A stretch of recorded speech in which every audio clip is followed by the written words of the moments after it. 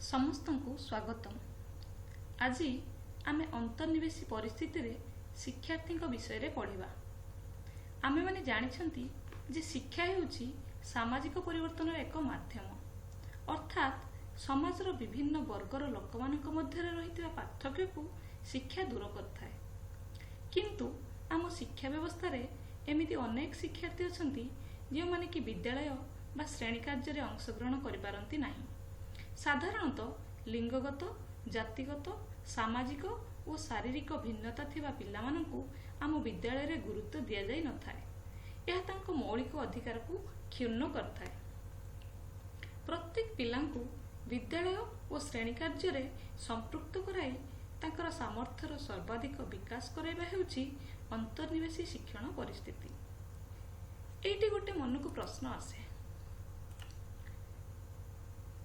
ଯେ ଏହି ଅନ୍ତର୍ନିବେଶୀ ଶିକ୍ଷା କେଉଁମାନଙ୍କ ପାଇଁ ଉଦ୍ଦିଷ୍ଟ? ହଁ, ଏଇଟି ଅର୍ଥନୈତିକ, ସାମାଜିକ ତଥା ସାଂସ୍କୃତିକ ଓ ଶାରୀରିକ ଭିନ୍ନକ୍ଷମଙ୍କ ନିମନ୍ତେ ଉଦ୍ଦିଷ୍ଟ। ଇନକ୍ଲୁସିଭ୍ ବା ଅନ୍ତର୍ନିବେଶୀ କହିଲେ ସମସ୍ତଙ୍କୁ ଇନକ୍ଲୁଡ୍ ବା ମିଶାଇବାକୁ ବୁଝାଏ। ଏଠି କାହାରିକୁ ବାଦ୍ ଦେଇ ନୁହେଁ, ବରଂ ଲିଙ୍ଗ, ଜାତି, ଧର୍ମ, ବର୍ଣ୍ଣ ନିର୍ବିଶେଷରେ ସମସ୍ତଙ୍କୁ ନେଇ ଏହି ଶିକ୍ଷା। ଆଉ ସେଇଥିପାଇଁ ବର୍ତ୍ତମାନ ଏଜୁକେସନ୍ ଫର୍ ଅଲ୍ ବା ସଭିଙ୍କ ପାଇଁ ଶିକ୍ଷାର ବ୍ୟବସ୍ଥା ସୃଷ୍ଟି କରାଯାଇଛି। ଏବେ ଆମେ କ୍ଲାସରୁମ୍ ସିଚୁଏସନକୁ ଯିବା ଆଉ ନିଜକୁ ନିଜେ ପ୍ରଶ୍ନ କରିବା, ବର୍ତ୍ତମାନର ଶିକ୍ଷା ବ୍ୟବସ୍ଥାରେ ପୁଅମାନଙ୍କ ତୁଳନାରେ ଝିଅମାନଙ୍କର ସମାନ ଅଂଶଗ୍ରହଣ ଅଛି କି? SC ST ବା ପଛୁଆ ବର୍ଗର ପିଲାମାନଙ୍କର ଡ୍ରପ୍ ଆଉଟ୍ ରେଟ୍ ସାଧାରଣ ବର୍ଗର ପିଲାଙ୍କ ଠାରୁ ଅଧିକ କି? ବାଧିତ ପିଲା ବା CWSN ତାଙ୍କ ପାଇଁ ବିଦ୍ୟାଳୟରେ ଆବଶ୍ୟକୀୟ ବ୍ୟବସ୍ଥା ଅଛି କି? ଆମ ଶିକ୍ଷକମାନେ ଏହି ବାଧିତ ପିଲା ଓ ପଛୁଆ ବର୍ଗର ପିଲାଙ୍କୁ ମୁଖ୍ୟ ସ୍ରୋତରେ ସାମିଲ କରିବାକୁ ସମର୍ଥ କି? ଏସବୁ ପ୍ରଶ୍ନର ଅନୁସରଣ କଲେ ଆମେମାନେ କହିପାରିବା ହଁ। ଏବେ ତ ବିଦ୍ୟାଳୟରେ ଆଉ ଲିଙ୍ଗଗତ ପ୍ରଭେଦ ନାହିଁ କହିଲେ ଚଳେ। ପୁଅ ଝିଅ ଏକାଠି ବସି ପାଠ ପଢ଼ୁଛନ୍ତି। ଶ୍ରେଣୀକକ୍ଷ ଏବେ ଶିକ୍ଷାର୍ଥୀ କୈନ୍ଦ୍ରିକ। ବିଦ୍ୟାଳୟରେ ଏବେ ଭିନ୍ନକ୍ଷମଙ୍କ ପାଇଁ ର୍ୟାମ୍ପର ବ୍ୟବସ୍ଥା ଅଛି। TLM ବ୍ୟବହାର କରି କନଷ୍ଟ୍ରକ୍ଟିଭ୍ ଆପ୍ରୋଚରେ ପାଠପଢ଼ା ଚାଲିଛି। ଶ୍ରେଣୀକକ୍ଷରେ ପୋଡ଼ିୟମର ବ୍ୟବସ୍ଥା ଅଛି। ପିଲାମାନେ ସକ୍ରିୟ ଭାବେ ଅଂଶଗ୍ରହଣ କରୁଛନ୍ତି। ମଧ୍ୟାହ୍ନ ଭୋଜନର ବି ବ୍ୟବସ୍ଥା ଅଛି। ସବୁ ଅଛି, ହେଲେ କିଛି କ୍ଷେତ୍ରରେ କିଛି ନଥିଲା ଭଳି ମନେ ହୁଏ। ହୋଇପାରେ କିଛି ଶିକ୍ଷକମାନଙ୍କର ସେବା ମନୋବୃତ୍ତିର ଅଭାବ ଅବା ସହାନୁଭୂତିଶୀଳ ନୁହନ୍ତି। ଶିଶୁମାନଙ୍କର ଶିକ୍ଷା ଅଧିକାରର ସୁରକ୍ଷା ପାଇଁ ଜାତୀୟ ଶିକ୍ଷାନୀତି 2005ରେ ଗୁରୁତ୍ୱ ଦିଆଯାଇଛି। ଆଉ ଏକ ଶିକ୍ଷାନୀତି ପ୍ରକାଶ କରାଯାଇଛି। ଏଥିରେ ଉଲ୍ଲେଖ ଅଛି ଯେ ଏହି ନୀତି ଦେଶର ସମଗ୍ର ଶିକ୍ଷା ବ୍ୟବସ୍ଥାର କାର୍ଯ୍ୟକାରୀ କରାଯିବା ଦରକାର। ସ୍କୁଲ ଭିତର ଓ ବାହାର ପିଲା ସେମାନଙ୍କ ଜୀବନର ସବୁ କ୍ଷେତ୍ରରେ ଅଂଶଗ୍ରହଣ କରିପାରିବେ। ଯେମିତି ସ୍କୁଲଗୁଡ଼ିକ ଏକ ପ୍ରସ୍ତୁତିଶାଳା ହୋଇପାରିବ। ବିଶେଷ କରି ଭିନ୍ନକ୍ଷମ ଓ ପଛୁଆ ବର୍ଗର ପିଲା ଏହାର ସର୍ବାଧିକ ସୁଯୋଗ ଲାଭ କରିପାରିବେ। ବର୍ତ୍ତମାନ ଆମେ ଜାଣିବା ଯେ ଭିନ୍ନକ୍ଷମ ଓ ପଛୁଆ ବର୍ଗର ପିଲାମାନଙ୍କ ପାଇଁ କେଉଁ କେଉଁ ଶିକ୍ଷା ବ୍ୟବସ୍ଥା ରହିଛି। ସାମ୍ପ୍ରତିକ ପରିସ୍ଥିତିରେ ପ୍ରଚଳିତ ଶିକ୍ଷା ଗୁଡ଼ିକ ହେଉଛି ସ୍ୱତନ୍ତ୍ର ଶିକ୍ଷା, ସମନ୍ୱିତ ଶିକ୍ଷା ଓ ଅନ୍ତର୍ନିବେଶୀ ଶିକ୍ଷା। ଏବେ ଆମେ ସ୍ୱତନ୍ତ୍ର ଶିକ୍ଷା ବିଷୟରେ ଜାଣିବା। ଶିଶୁର ନିର୍ଦ୍ଦିଷ୍ଟ ବା ସ୍ୱତନ୍ତ୍ର ଆବଶ୍ୟକତା ଅନୁସାରେ ଆବଶ୍ୟକୀୟ ଶିକ୍ଷା ଯୋଗାଇବା ହେଉଛି ସ୍ୱତନ୍ତ୍ର ଶିକ୍ଷା। ଏଠାରେ କେବଳ ନିର୍ଦ୍ଦିଷ୍ଟ ବର୍ଗର ପିଲା ବା ଭିନ୍ନକ୍ଷମଙ୍କୁ ଶିକ୍ଷାଦାନ କରାଯାଇଥାଏ। ଏହାର ବିଶେଷତ୍ୱରେ ଦେଖିବା ଯେ ଅଳ୍ପ ସଂଖ୍ୟକ ପିଲା ଯଥା 10ରୁ 12 ଜଣ ପିଲା ପ୍ରତ୍ୟେକ ଶ୍ରେଣୀରେ ପଢ଼ିବେ, ତାହେଲେ ଯାଇ ସମସ୍ତଙ୍କର ଦାୟିତ୍ୱ ନେବା ସମ୍ଭବ ହୋଇପାରିବ।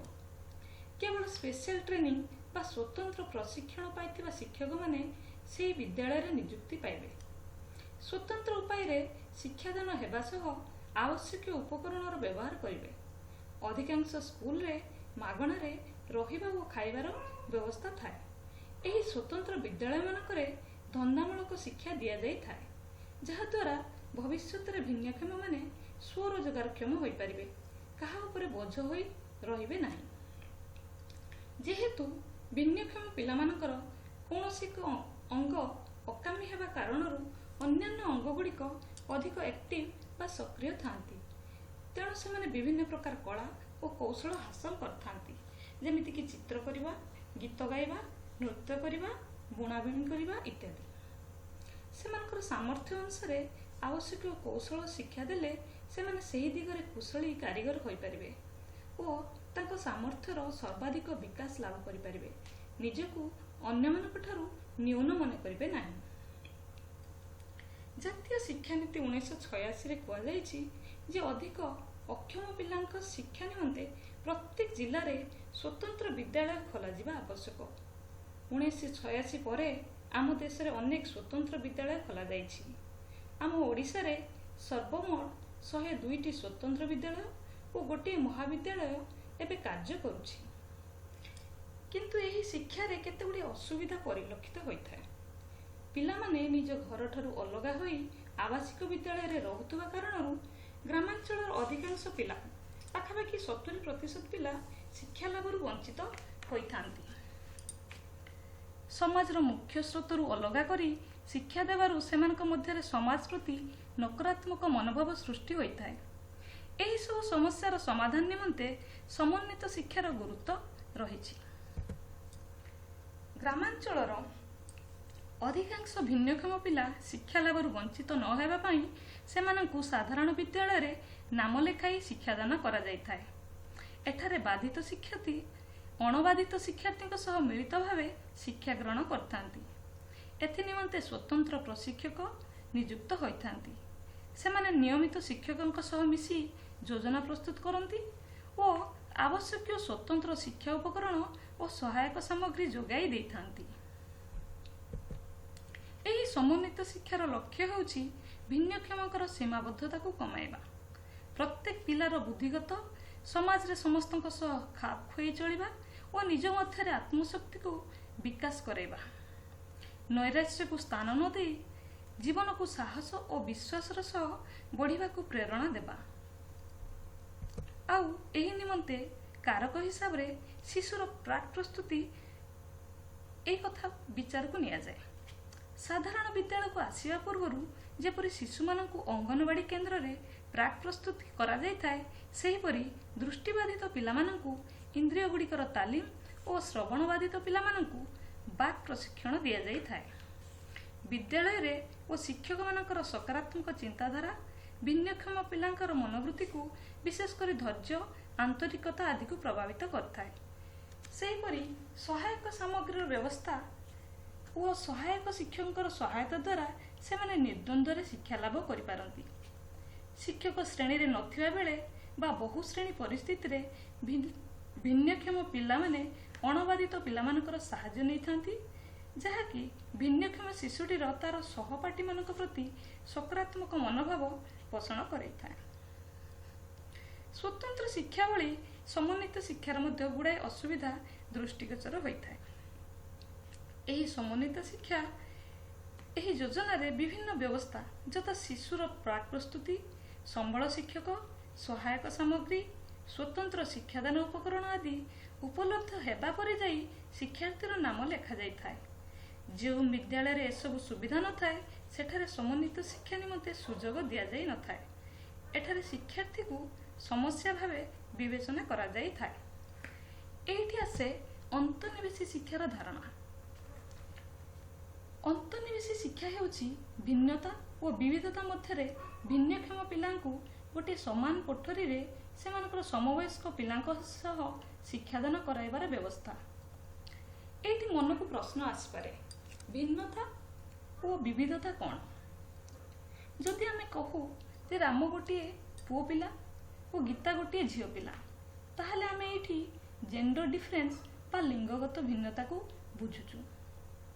ଯଦି ଆମେ କହୁ ଯେ ରାମ ଗୋଟିଏ ବ୍ରାହ୍ମଣ ପିଲା ଓ ରାହୁଲ ଗୋଟିଏ ଆଦିବାସୀ ପିଲା, ତାହେଲେ ଆମେ ସେମାନଙ୍କ ଜାତିଗତ ଭିନ୍ନତାକୁ ଦେଖୁଛୁ। ଆଉ ଯଦି ଆମେ କହୁ ରାମ ଗୋଟିଏ ହିନ୍ଦୁ ପିଲା ଓ ରହିମ ଗୋଟିଏ ମୁସଲମାନ ପିଲା, ତାହେଲେ ଏହା ତାଙ୍କର ଧର୍ମଗତ ବିଭିନ୍ନତାକୁ ଦର୍ଶାଉଛି। ଏହି ପ୍ରକାରର ଜାତି, ଧର୍ମ, ବର୍ଣ୍ଣ ଆଞ୍ଚଳିକ ବିଦ୍ୱେଷ ଆଦି ଭିନ୍ନତା ସହ ଡାଇଭର୍ସିଟି ବା ବିବିଧତାକୁ ଜନ୍ମ ଦେଇଥାନ୍ତି, ଯେଉଁଥିପାଇଁ କି ଆମମାନଙ୍କ ମଧ୍ୟରେ ମନାନ୍ତର ଓ ମତାନ୍ତର ଦେଖାଯାଇଥାଏ। ଆମର କର୍ତ୍ତବ୍ୟ ହେଉଛି ଏହି ପ୍ରକାର ପାର୍ଥକ୍ୟକୁ ଭୁଲି ବିବିଧତାକୁ ସମ୍ମାନ ଦେବା ଓ ସମସ୍ତଙ୍କୁ ଆପଣାଇବା। ଅକ୍ଷମତାକୁ ବୋଝ ବୋଲି ମନେ ନ କରି ଏହାକୁ ଏକ ସାମାଜିକ ଦାୟିତ୍ୱ ହିସାବରେ ଗ୍ରହଣ କରିବା। ସେମାନଙ୍କୁ କେବଳ ବାଧିତ ପିଲାଙ୍କ ମଧ୍ୟରେ ସୀମାବଦ୍ଧ ନ କରି ସମସ୍ତଙ୍କ ସହ ମିଳାମିଶା କରିବାକୁ ସୁଯୋଗ ଦେବା। ଏହା ପ୍ରତ୍ୟେକ ଶିଶୁର ଜନ୍ମଗତ ଅଧିକାର ବୋଲି ଧାରଣା ପୋଷଣ କରିବା ଓ ତଦନୁଯାୟୀ ପଦକ୍ଷେପ ନେବା। ଅକ୍ଷମତା ଏକ ମନର ଭ୍ରମ। ଏହା ସମାଜ ଦ୍ୱାରା ସୃଷ୍ଟ ଏକ ଶବ୍ଦ। ଏହାକୁ ଭାଙ୍ଗି ଦେଇ ସେମାନଙ୍କୁ ଆପଣାଇବା ଓ ସହଭାଗିତା ବଜାୟ ରଖିବା। ଦୁର୍ବଳତା ବଦଳରେ ସେମାନଙ୍କର ସାମର୍ଥ୍ୟକୁ ଚିହ୍ନଟ କରିବା ଓ ସେମାନଙ୍କର ଆତ୍ମବିଶ୍ୱାସକୁ ବୃଦ୍ଧି କରିବା। ଏ ହେଉଛନ୍ତି ମୟୂରଭଞ୍ଜର ଜସ୍ମି ହେମ୍ବ୍ରମ, ସାଧନା ଏନ୍ଜିଓରେ ବର୍ତ୍ତମାନ କାର୍ଯ୍ୟରତ। କଥନ ଓ ଶ୍ରବଣ ବାଧିତ ଏହି କଳାକାର ତାଙ୍କର ତୁଳିମୁନିରେ ଅତି ଚମତ୍କାର ପେଣ୍ଟିଂ କରିପାରନ୍ତି।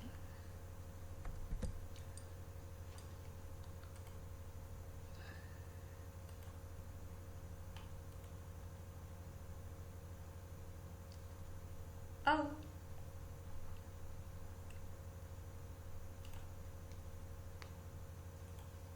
ଏ ହେଉଛନ୍ତି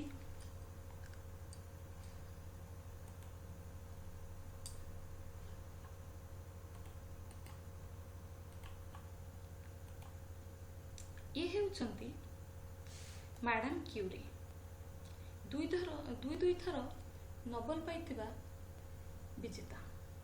ତାଙ୍କ ଭାଷାରେ the best things in this world can never be seen or touched but it only can be felt.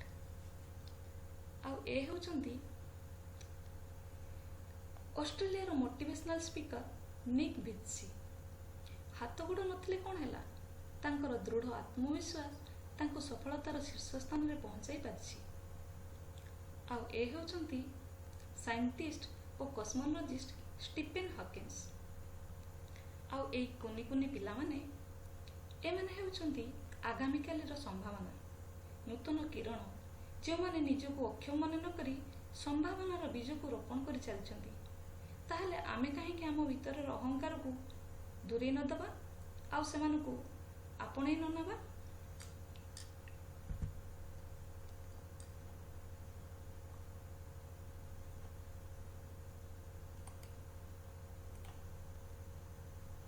ନିଜର ଦୃଷ୍ଟିକୋଣକୁ ବଦଳାଇବା ଆଉ ସମସ୍ତଙ୍କ ପ୍ରତି ସକାରାତ୍ମକ ମନୋଭାବ ପୋଷଣ କରିବା, ତାହେଲେ ଯାଇ ଅନ୍ତର୍ନିବେଶୀ ଶିକ୍ଷାର ଉଦ୍ଦେଶ୍ୟ ସାଧିତ ହୋଇପାରିବ। ଆଜି ପାଇଁ ଏତିକି। ଧନ୍ୟବାଦ।